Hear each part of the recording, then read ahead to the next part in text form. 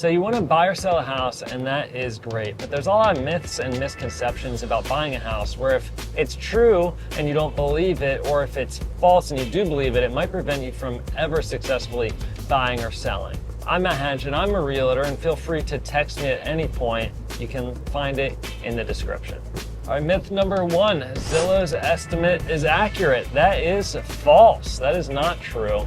I just recently had somebody who came to me and was like, I know Zillow said this. It was about $25,000 off, which is a lot of money. Myth two, you need 20% down to purchase a house. That's false, and this is probably the one most people believe. These days, 5%, 3%. Some lenders have an 80-20 program where you get a primary and a secondary mortgage. I'm not a lender. I'll let them do their lender stuff, and I'll do realtor-y things. But no, you don't have to put 20% down. You can. That'd be awesome if you could. Number three, you don't need a realtor. That's actually true. You don't need a realtor, especially if you're selling your house. You can do a for sale by owner. That's your right in the state of Pennsylvania. Generally, those people make less money. Statistically, people that sell without a realtor make less money than those that sell with a realtor. It's also a lot more work, so most people just elect to use a realtor. Can you buy a house without a realtor? Yeah, you can. You could use a real estate attorney.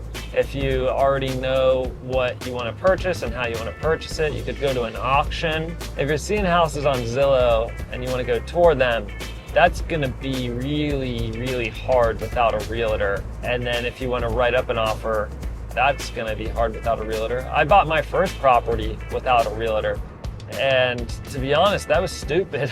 I had no idea what I was doing. So yeah, you don't need a realtor. If you do want a realtor, or at least want to talk to one, again, feel free to text me in the description there. You can click that if you're on mobile. Number three, all right, what's number four? Spring is the best time for real estate.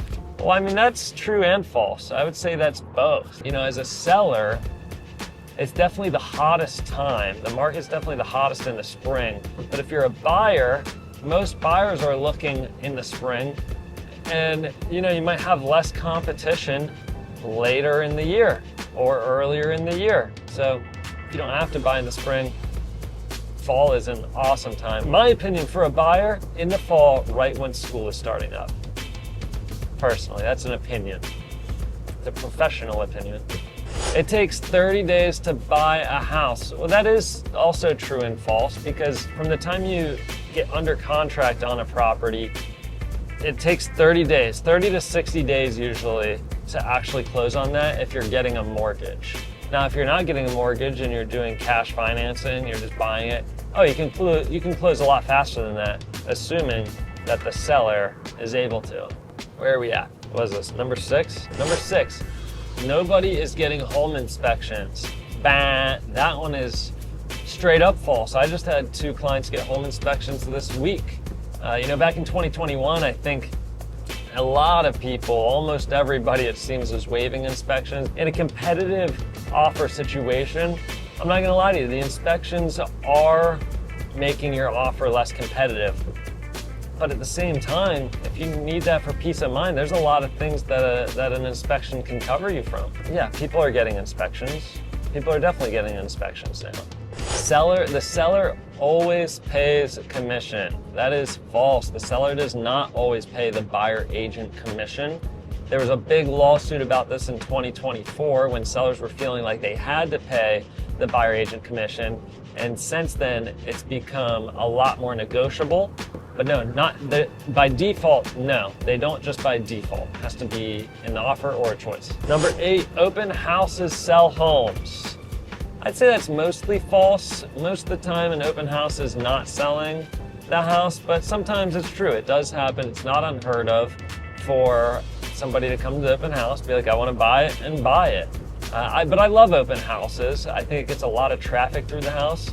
But maybe the most beneficial thing, if you have an open house and nobody comes, that's an indication that you're gonna have to change something, probably the price.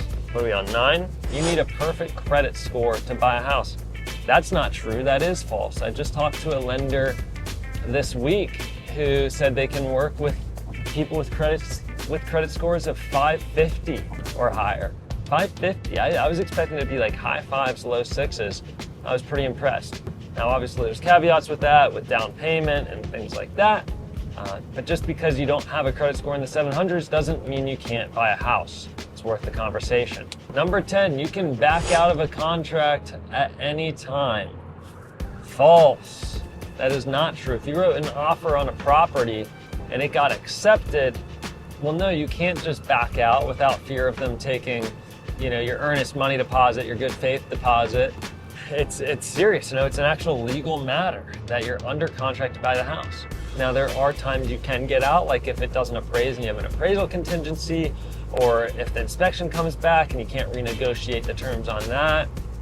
But you can't just back out just because you got cold feet or anything like that without fear of losing money. Hopefully that helps. Hopefully you learned some things and got a lot of benefit out of this. If you did, feel free to like it. But more importantly, if you actually want to buy or sell a house, I'd love to have a conversation with you. Shoot me a text.